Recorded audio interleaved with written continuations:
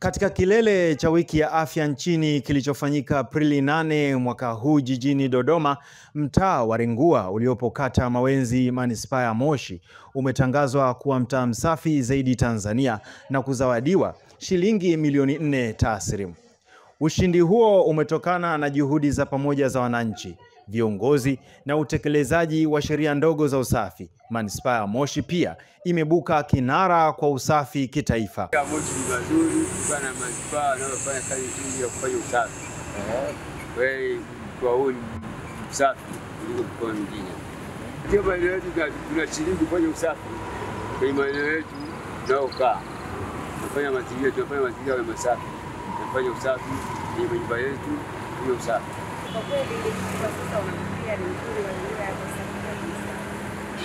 Na katika toka nilipolelewa elimu ya kutoka la wazazi wangu mpaka hapa nilipofikia, nimeelewa katika mazingira kwamba natakiwa niyaboreshe, nifanye yawe safi, na hata anayekuja atamani kuendelea kubadilika. Nakutia kwa kweli nzuri. Na kingine napenda kutoa ushauri kwa msimu huu kwa watu wa Moshi, kwa maisha ya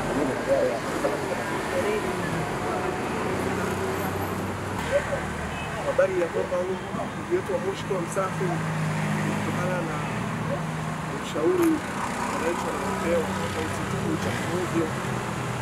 Kwa maana uchafu ovyo ukamatwa unapigwa faini ya shilingi 50. Kweli wakuta au watu wapo serious kukamatwa na shilingi 50. Leo ni siku ya kudhibiti taka ngumu duniani, na sisi manispaa ya Moshi ni kati ya halmashauri ambayo tunajaribu kupambana kuhakikisha tunaondoa kabisa taka ngumu katika maeneo yetu.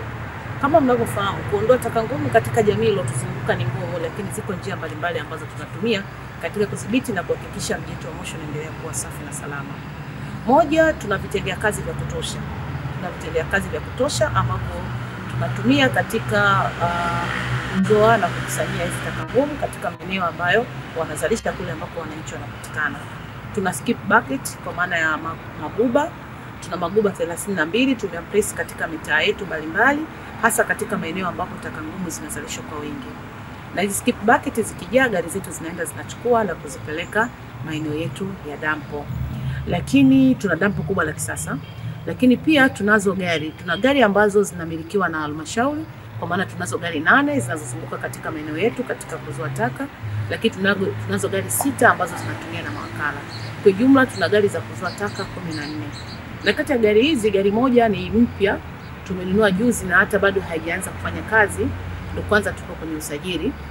Hii ni gari kubwa ambayo ina uwezo wa kukusanya taka zaidi ya cubic mita 23.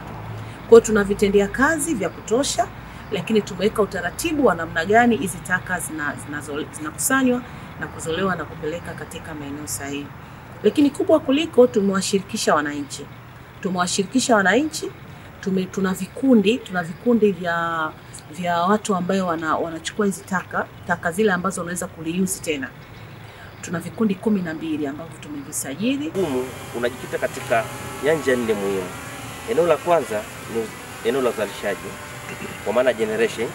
Eneo la pili ni collection, namna unavyozikusanya. Eneo la tatu ni swala la usafirishaji, transportation.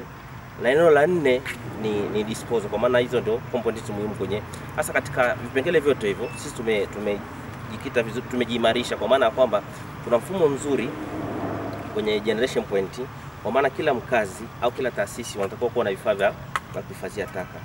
Huku mkoani Njombe, halmashauri ya wilaya ya Njombe imeendelea kufanya vizuri kwa zaidi ya miaka 10 katika suala la usafi wa mazingira kutokana na ushirikishwaji wa viongozi hadi ngazi ya vijiji pamoja na sheria ndogo walizojitungia. Kijiji cha Ikuna kimeibuka kinara kwa mwaka huu baada ya kutekeleza mikakati ya ukaguzi wa mara kwa mara, utoaji wa faini kwa wachafuzi na msaada kwa wazee wasiojiweza.